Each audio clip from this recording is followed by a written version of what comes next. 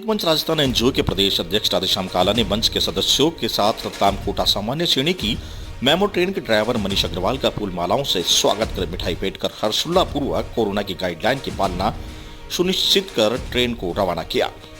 इस अवसर पर ट्रेन के ड्राइवर और सहायक ने मंच के प्रदेश अध्यक्ष राधेश्याम काला को फूल माला पहनाकर स्वागत करते हुए कहा कि आपके प्रयास आमजन के हित में है और रेलवे आपके साथ है। इस अवसर पर मंच के महामंत्री जगदीश मीणा, युवराज सिंह सोलंकी, गोपाल सिंह माडवी, अनिल वर्मा, राहुल रावल, किशोर तंवर, महेंद्र सिंह, मोहन सेन, दीपक सेन, आबिद अली खान, शब्बीर आदि उपस्थित रहे।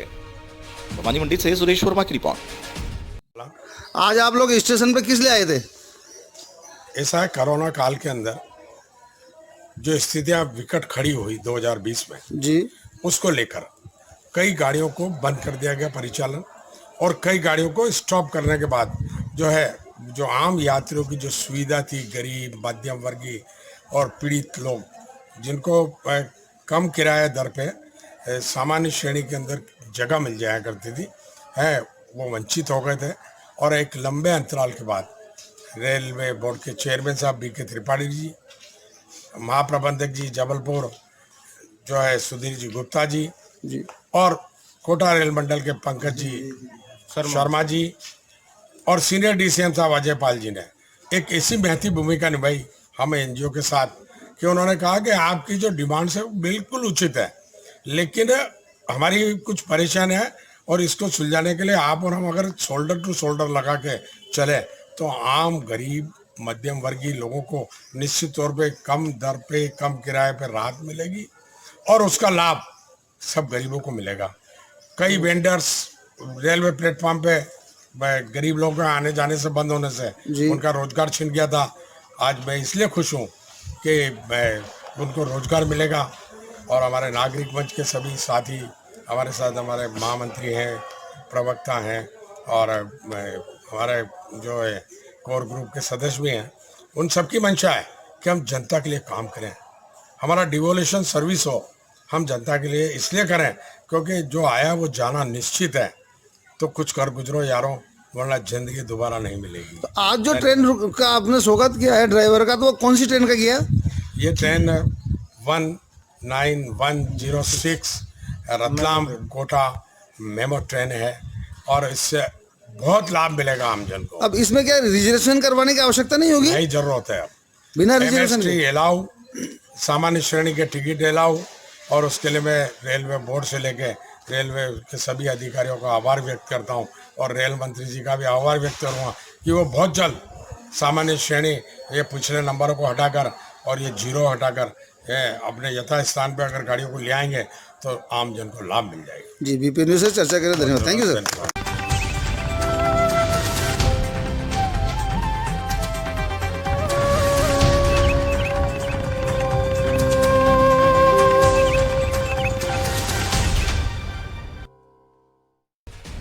बंद का फायदा उठाया दुकानदार ने, खेलते नजर आए क्रिकेट।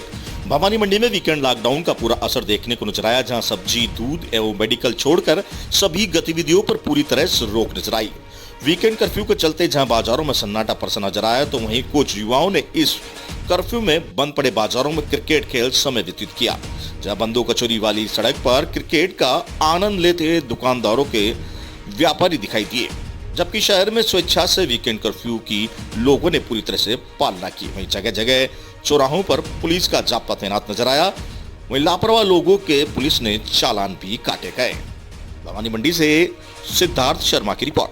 हमें बहुत अच्छा लग रहा है जो ये संडे बंद करा है। संडे से हमें ये फ़ायदा है कि हमें खेल का मौका मिल जाता है और जो भी दिनचर्या रहती है, हमारा जो भी काम पेंडिंग रहता है। दुकानदार है? जी, दुकानदार है। अच्छा, चलिए, बहुत एंजॉय कीजिए। जी। और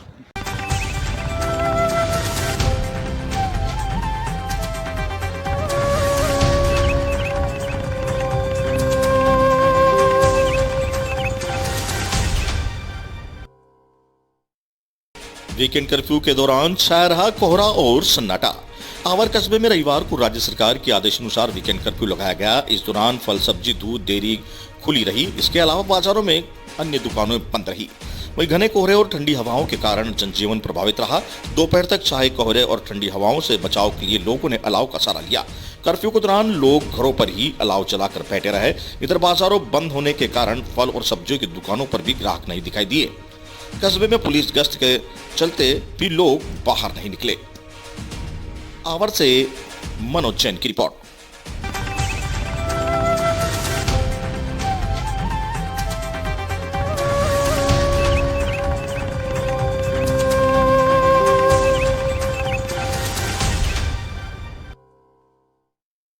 मृत्यु भोज का आयोजन करने पर कोविड-19 उल्लंघन पर 10,000 रुपए जुर्माना, एसडीएम ने किया पाबंद। झालावाड़ जिले भर में कोरोना विस्फोटक रूप ले रहा है और संक्रमण का विस्तार लगातार बढ़ता ही जा रहा है।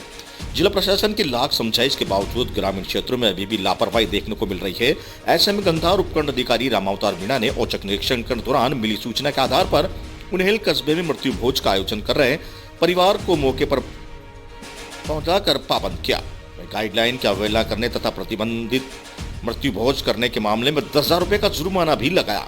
गंधार उपखंड अधिकारी रामावतार मीणा ने बताया कि समन्वय निरीक्षण के लिए उन्हें क्षेत्र के दौरा कर रहे थे। उसी दौरान सूचना मिली कि कालूराम पिता नंदराम मेघवाल द्वारा अपनी माता के निधन के बाद मृत्यु भोज के आयोजन की तैयारी की जा रही है, जिसके लिए रामदेवरा मंदिर परिसर में टेंट भी लगाए गए और काफी भीड़ जमा हो रही है। जिस पर उन्हेल थाना अधिकारी व पुलिस जाब्ते के साथ एसडीएम रामावतार मीणा मौके पर पहुंचे, जहां मृत्यु भोज के आयोजन की तैयारी की जा रही थी।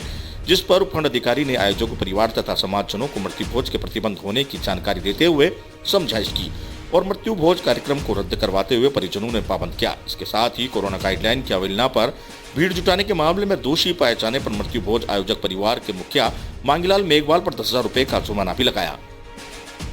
क्षेत्र के कर्मियों को भी दिए नोटिस।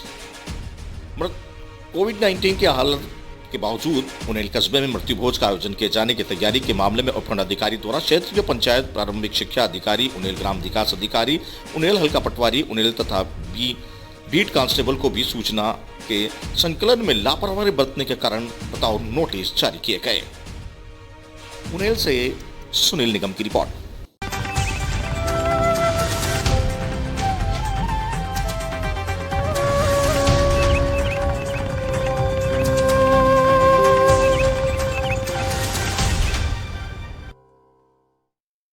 अज्ञात व्यक्ति ने बाइक चालक पर किया हमला। झालावाड़ जिले के चौमेला में शुक्रवार रात 9 बजे बाद सूरज सिंह पिपलाई रापाखेड़ी दिलीप सिंह के ढाबे से खाना खाकर अकेला गांव जा रहा था कि रापाखेड़ी से आगे राधा स्वामी सेंटर के पास 2 अज्ञात लोगों खड़े थे। उन्होंने गाड़ी रुकवाने की कोशिश की।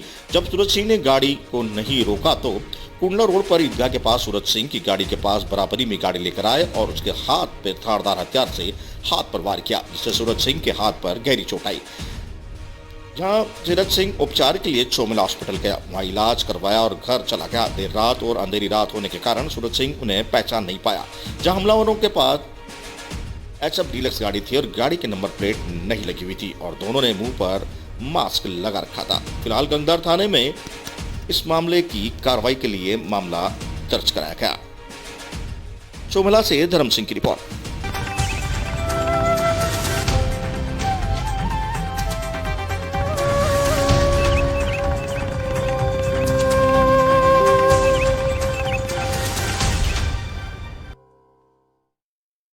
शांति कार्यक्रम में बाबा साहेब की तस्वीर की भेंट। स्वर्गीय मांगीलाल बेरवा ग्राम गरवाड़ा डूंडी तहसील खानपुर जिला झालावाड़ के देवासन पर आत्म शांति के कार्यक्रम में उपलक्ष्य में कोविड-19 का पालन करते हुए बाबा साहेब की तस्वीर भेंट की गई। वह समाज के लोगों से अपील की गई कि बाबा साहेब व अन्य महापुरुषों के पथ चिन्हों पर चलने के लिए आह्वान किया गया। इस अवसर पर ग्राम बरोस, जोधराम, मकसूद अली, सत्येंद्र जी अन्य गणमान्य लोग उपस्थित रहे। झालावाड़ से ब्यूरो रिपोर्ट।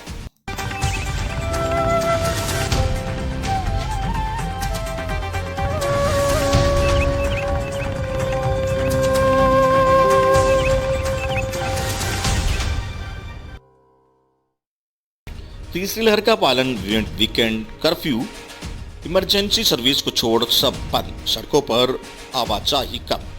राजस्थान के झालावाड़ जिले के अकलेरा उपखंड में घाटोली में कोरोना की 3rd वेव का पहला वीकेंड कर्फ्यू आज सुबह से लागू हो गया।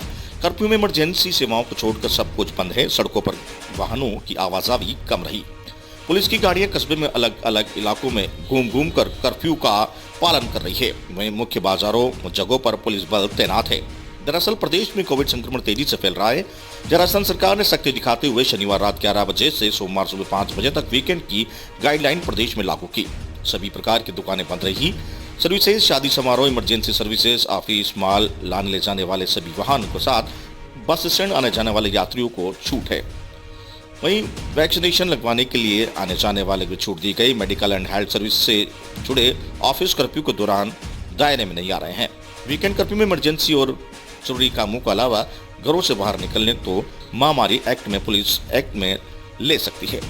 में बेवजह बाहर घूमने वालों पर पुलिस सख्ती करेगी। पुलिस प्रशासन ने लोगों को घरों पर रहकर सहयोग करने की अपील की है। अकलेरा झालावाड़ से रमेश शर्मा की रिपोर्ट।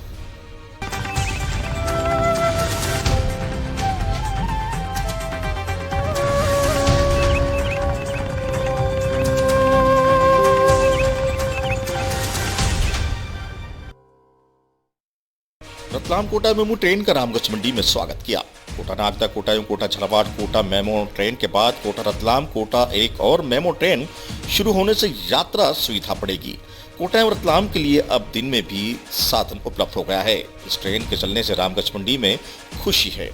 कोटा रेल मंडल सलाहकार समिति के सदस्य वीरेंद्र जैन, गोपाल गर्ग, जल सेवा दल अध्यक्ष मुकेश रंगी, लघु उद्योग भारती अध्यक्ष भानु जैन, जल सेवा दल के सदस्य सचिव नटवर जोशी, कोषाध्यक्ष महावीर जैन, आयुष शर्मा, राजन यादव, श्यामलाल मेहर, वरिष्ठ जन प्रकोष्ठ के कन्हैयाल पोरवाल ने स्टेशन पर पहुंचकर मेमो ट्रेन का स्वागत किया। लोकसभा अध्यक्ष ओम बिरला का आभार व्यक्त किया। पायलट के स्वरूपा भेंट कर फूलमालाओं से स्वागत कर लड्डू खिलाकर भूमिटा करवाया। मेमो ट्रेन संख्या 19103 रतलाम से 7:05 पर रवाना होगी। वहीं 11 बजे रामगंज मंडी पहुंचकर दोपहर 1:25 पर कोटा पहुंचेगी। जब वापसी में मेमो ट्रेन संख्या 19104 बनकर कोटा से दोपहर 1:40 पर रवाना होगी, जो 2:55 पर रामगंज मंडी पहुंचेगी। रामगंज मंडी से शाकिर खान की रिपोर्ट।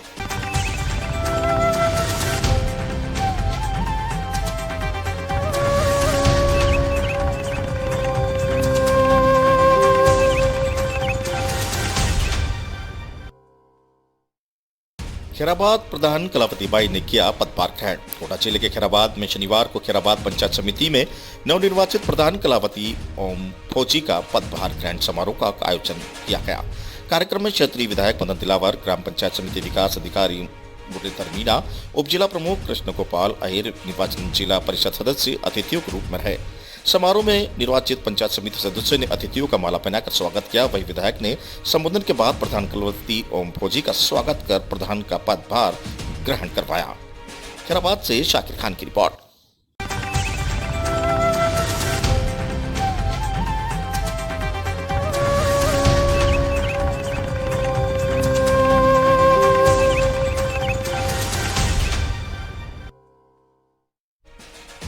मकर संक्रांति पर युवक ने लिया नेत्रदान का संकल्प। भवानी मंडी में नेत्रदान कार्यक्रम लगातार लोगों को प्रेरित करता नजर आ रहा है, जहां लोग बढ़ चढ़कर आगे आ रहे हैं। चाहे जन्मदिन हो या विवाह दिवस के साथ साथ त्योहार उत्सव पर भी नेत्रदान संकल्प लेने की परंपरा भवानी मंडी में देखने को मिल रही है।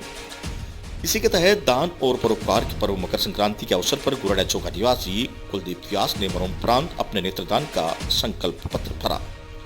जब भारत विकास परिषद के प्रांतीय नेत्रदान प्रभारी शाइन इंडिया फाउंडेशन के ज्योति मित्र कमलेश दलाल ने बताया कि राजस्थान टेक्सटाइल मिल आदर्श सरकारी उपभोक्ता भंडार समिति के प्रबंधक पद पर कार्यरत कुलदीप व्यास भवानी मंडी के नेत्रदान कार्यक्रम में प्रभावित होकर काफी समय से नेत्रदान का संकल्प लेना चाह रहे थे। ऐसे में मकर संक्रांति को मनाते हुए उन्होंने अनुभूति हुई कि नेत्रदान का पावन संकल्प लेने का मकर संक्रांति उपयुक्त अवसर है।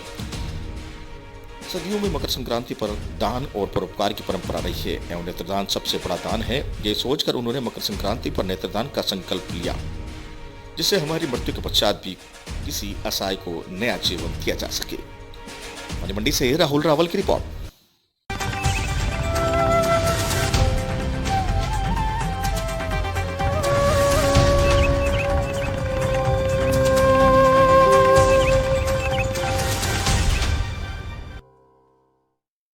झालावाड़ जिले के चौमेला में विद्युत ग्रिड पर कार्यरत जयन राम कुमार का तकनीकी ज्ञान आप सुनोगे तो सन्न रह जाओगे।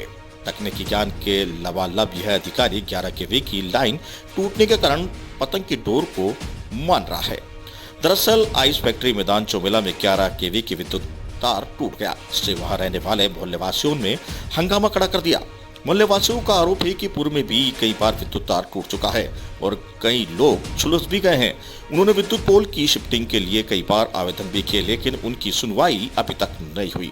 जहां एक महिला ने तो विद्युत विभाग की लापरवाही को सीधा जिम्मेदार विद्युत विभाग के अधिकारियों को ठहराया। आपको बता दें कि बिजली के पोलों पर पुराने तारों से 11 केवी की विद्युत सप्लाई की जा रही है, जिससे हमेशा की विद्युत तार टूटने का अंदेशा बना रहता है।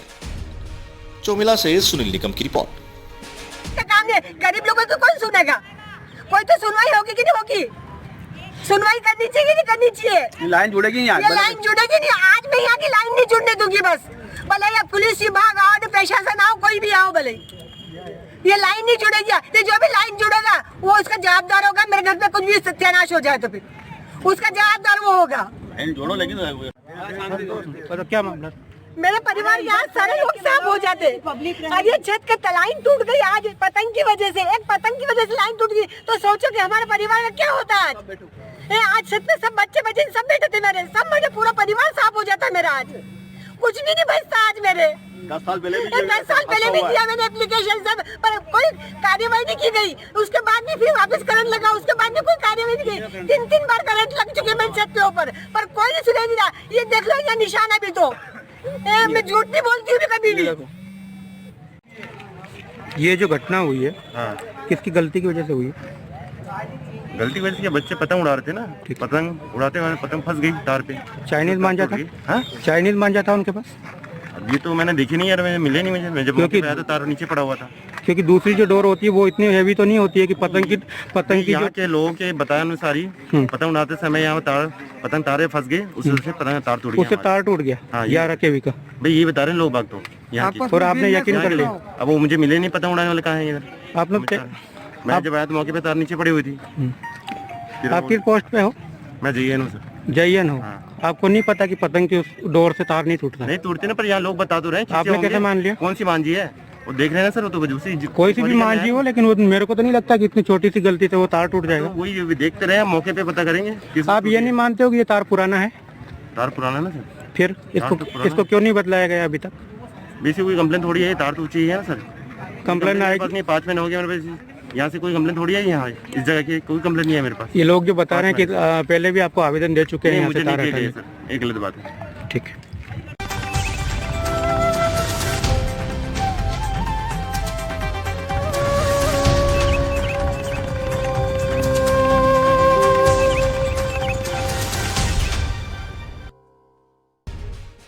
जगदीशपुरा रोड पर हुआ भीषण सड़क हादसा। दोपहिया वाहन चालक ने पैदल जा रहे राहगीर को मारी टक्कर, जहां राहगीर को टक्कर मारने से राहगीर गंभीर रूप से घायल हो गया। वहीं दोपहिया वाहन चालक भी घायल हो गया, जहां घायल अवस्था में उसे मौके से फरार हो गया। हादसे में पैदल जा रहे राहगीर भी बुरी तरह से चोटिल हो गया, जिसे लोगों की सहायता से अस्पताल पहुंचाया गया।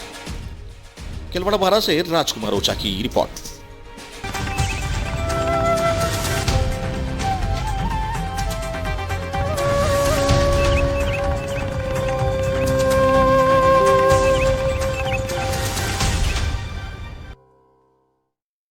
केलवाड़ा समेत अन्य कस्बों में बाजारों में प्रशासन नाटा। बाजारों में जन अनुशासन कर्फ्यू को देखा जा रहा है असर, जहां कोहरे, शीतलहर और कर्फ्यू की वजह से लोग घरों में ही दुबके हुए हैं।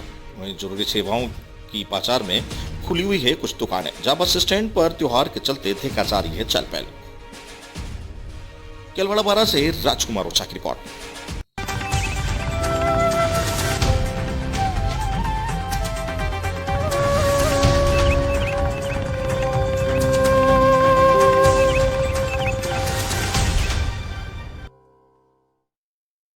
वीकेंड कर्फ्यू पर बाजार बंद है।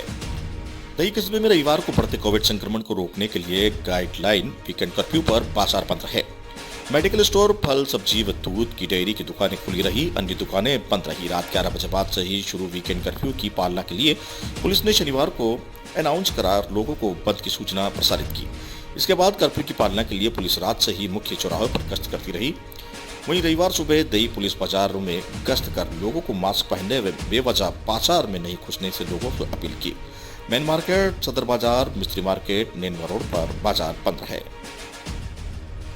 दई नेनवा से आयुष गौतम की रिपोर्ट।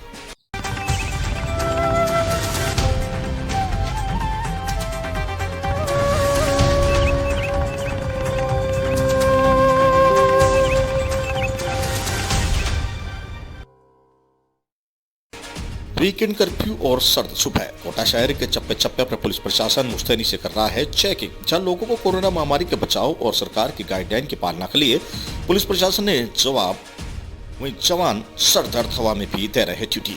देर सवेरे तक भी धुंध और कोहरे की चादर में लिपटा हुआ नजर आया कोटा शहर, जहां लोगों को जलाना पड़ रहा है वाहनों की हेडलाइट। वहीं कोहरे के चलते वाहन धीरे धीरे चलने पर नजर आए। सर्द हवाओं के थपड़े के बीच दृश्यता में भी भारी कमी नजर आई। सुबह से ही सूरज देवताओं के दर्शन नहीं करने पर लोगों ने अलाव का सहारा लिया। कोटा से दुष्यंत सिंह गहलोत की रिपोर्ट। सर्दी जो भयंकर पड़ रही है, क्या कहना है आपका? आज भयंकर सर्दी पड़ रही है तो बचने के लिए हमने अलाव जला रखे हैं और लग रहे हैं। कितनी सर्दी पड़ रही है और दिनों की अपेक्षा? आज और दिनों की अपेक्षा तो डबल ही है आज दिन, मानो आप।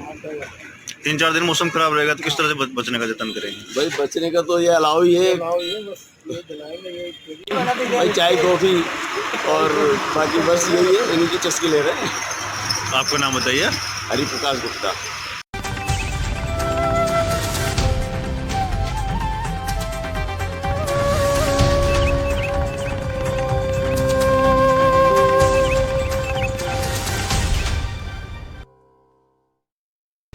चित्तौड़गढ़ में विश्व प्रसिद्ध ऐतिहासिक चित्तौड़गढ़ दुर्ग से पहचाना जाता है, लेकिन कोहरे और सर्दी की वजह से विश्व प्रसिद्ध ऐतिहासिक चित्तौड़गढ़ दुर्ग भी सूना रहा। वीकेंड कर्फ्यू की वजह से चित्तौड़गढ़ दुर्ग भी सूना रहा, जहां मुख्यालय सहित आसपास क्षेत्र में इन दिनों कड़ाके की सर्दी और कोहरे की ने जनजीवन को अस्त व्यस्त कर रखा है। पिछले कुछ दिनों से शहर में तापमान में भारी गिरावट दर्ज की जा रही है। तेज सर्दी के कारण जनजीवन दोपहर से ही प्रभावित हो पा रहा है। साथ ही शाम के समय होने से पहले लोग अपने घरों में पहुंच रहे हैं। तेज सर्दी के कारण पूरा दिन गर्म कपड़ों में लिपटे लोग सर्दी से बचाव का प्रयास करते नजर आ रहे हैं। जब बाजारों में भी ग्राहकी के कमी में कारण व्यापारी कई जगह अलाव जलाकर सर्दी से बचाव करते देखे जा रहे हैं। तेज सर्दी के साथ ही रोजाना सुबह जबरदस्त कोहरा छा रहा है, जिससे खेतों में खड़ी फसलों को पिलाई करने में किसानों को खासी परेशानी का सामना करना पड़ रहा है। वहीं वाहन चालकों को भी लाइट लगाकर अपने वाहन संचालित करने पड़ रहे हैं। वहीं तेज सर्दी और कोहरे से मिलकर जनजीवन अस्त व्यस्त कर रखा है। इधर तेज सर्दी के कारण विश्व विख्यात चित्तौड़गढ़ दुर्ग पर भी पर्यटकों की संख्या में भारी गिरावट देखने को नजर आई। इन दिनों पूर्व तक पर्यटकों से गुलजार रहने वाला दुर्ग सूना दिखाई दे रहा है। आज तेज सर्दी के कारण चाट पकौड़ी की दुकानों पर भी पूरे दिन भीड़ लगी नहीं नजर आई। चित्तौड़गढ़ से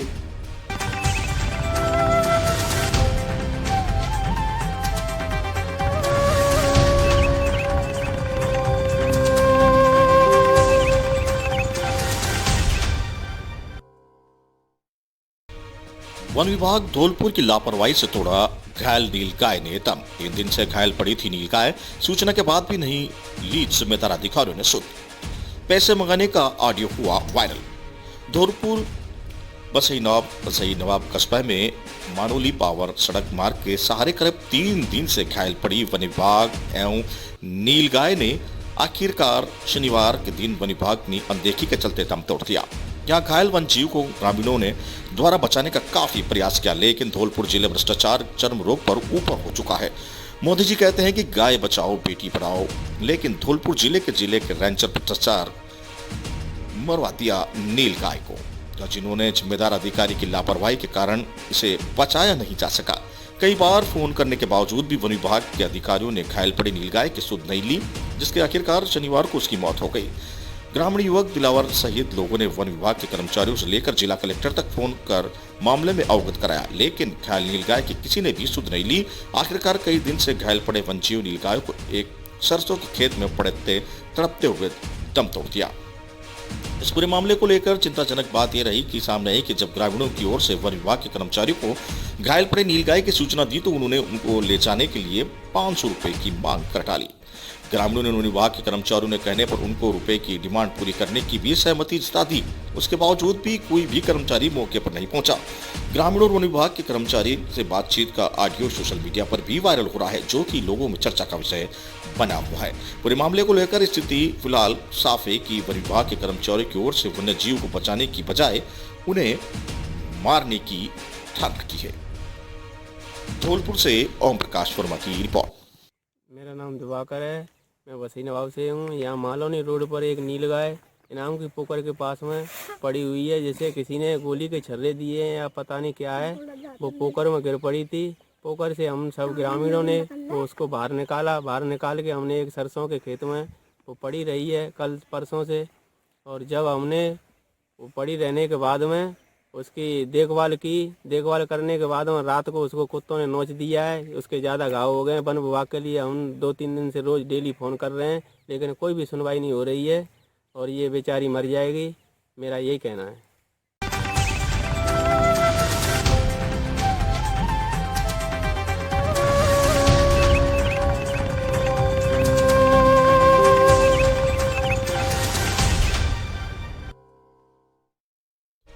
भारत की ईशा वेलनकर ने जीता मिस यूनिटी इंटरनेशनल का खिताब। नाइजीरिया में संपन्न हुई मिस यूनिटी इंटरनेशनल प्रतियोगिता जहां रिजेंसी ग्रुप के ईशा को पहनाया मिस यूनिवर्सिटी का ताज। भारत की ईशा वेलनकर ने मिस यूनिटी इंटरनेशनल का खिताब जीतकर देश का मान बढ़ाया। और आपको बता दें कि नाइजीरिया में संपन्न हुई मिस यूनिटी इंटरनेशनल 2021-22 प्रतियोगिता में दुनिया के 30 देशों ने भाग लिया था। कल्याण के रहने वाले मिस ईशा समीत वेलकर ने प्रतियोगिता में भारत का प्रतिनिधित्व किया। हालांकि अफ्रीका के देशों में बढ़ते कोरोना में ओमिक्रॉन के मामले को देखते हुए ईशा को प्रत्यक्ष रूप से कंपटीशन में भाग लेने की अनुमति नहीं मिली, इसलिए ईशा ने भारत में ही रहते हुए ऑनलाइन पार्टिसिपेट किया। और हैरानी की बात रही कि ऑनलाइन पार्टिसिपेट करते हुए भी ईशा ने मिस यूनिटी इंटरनेशनल का खिताब जीता। प्रतियोगिता में 13 अलग अलग राउंड से स्कोर करते हुए ईशा टॉप 3 में पहुंची, जहां इंडोनेशिया एवं जिम्बाब्वे देशों को पीछे छोड़ते हुए मिस ईशा ने मिस यूनिटी इंटरनेशनल का ताज अपने नाम किया। उनकी इस उपलब्धि पर पूरे भारत को गर्व महसूस हो रहा है। यही वजह है कि कल्याण के शहाड़ के रेजेंसी ग्रुप की मालिक महेश अग्रवाल ने काउंसिलिंग सेरेमनी के दौरान मिस यूनिटी इंटरनेशनल का क्राउन पहनाकर ईशा वेलनकर का सम्मान किया। इस मौके पर रिजेंसी ग्रुप के मालिक महेश अग्रवाल, डायरेक्टर संजय अग्रवाल, अनिल कीजा, विक्की रूपचंदानी सहित ईशा के करीबियों उन्हें ढेर सारी शुभकामनाएं देते नजर आए। ठाणे से सुनील शर्मा की report. Miss Unit International Miss Isha का क्राउन सेरेमनी आज रेजेंसी ग्रुप की तरफ से किया गया, इसके बारे में क्या कहना चाहोगे? बहुत अच्छा लग रहा है। हमारे कल्याण में रहते हैं ईशा जी को बहुत बहुत कामना देता हूँ और उज्जवल भविष्य की कामना करता हूँ और परमात्मा से प्रार्थना करते हैं कि एक और नई ऊंचाई को छुए और हमारे एरिया का नाम रोशन करें।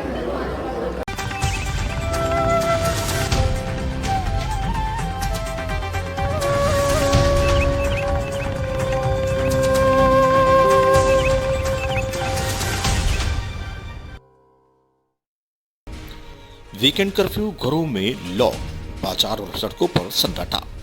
मिसरौली कस्बे में कोरोना की दूसरी लहर में बेकाबू हो रहे संक्रमण की चेन तोड़ने के लिए राज्य सरकार की ओर से लगाया गया वीकेंड कर्फ्यू का व्यापारियों के साथ कस्बे व क्षेत्रवासियों ने पूरा समर्थन किया। पहले दिन रविवार को कस्बे व ग्रामीण क्षेत्रों में बाजार बंद रहे और लोगों को भी घरों में रहे। हालांकि इस दौरान आवश्यक सेवाओं की दुकानें, जिसमें फल, सब्जी, दूध और मेडिकल दुकानें खुली रही। उपखंड क्षेत्र में रविवार को सवेरे से बाजार बंद रहे और लोगों ने भी पूरा समर्थन दिया।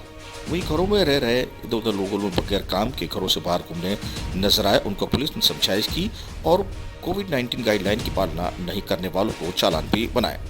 वहीं बाजार बंद रहने से सुनसान रहा और हर समय चहल पहल करने वाली सड़कों पर भी सन्नाटा परसा रहा। वहीं क्षेत्र में कई दुकानदारों में बेपरवाह नजर आए और पुलिस गश्त के दौरान पुलिस फटकार लगाकर दुकानें बंद करवाई गई। कोरोना संक्रमितों की संख्या में दिनों दिन बढ़ोतरी हो रही है, जिसको लेकर अस्पताल प्रशासन अलर्ट है। मिसरौली से गोविंद नागर की रिपोर्ट।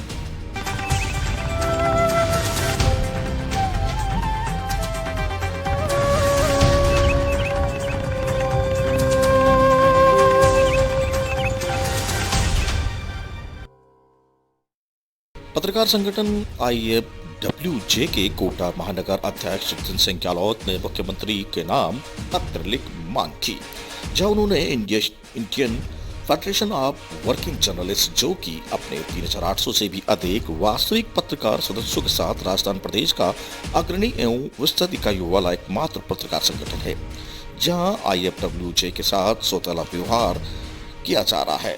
इसके कारण पत्रकारों में रोष व्याप्त है, जहां जिलाध्यक्ष ने मुख्यमंत्री से अनुरोध कर संगठन को उसका उचित स्थान दिलवाने की मांग की। कोटा से दुष्यंत सिंह गहलोत की रिपोर्ट।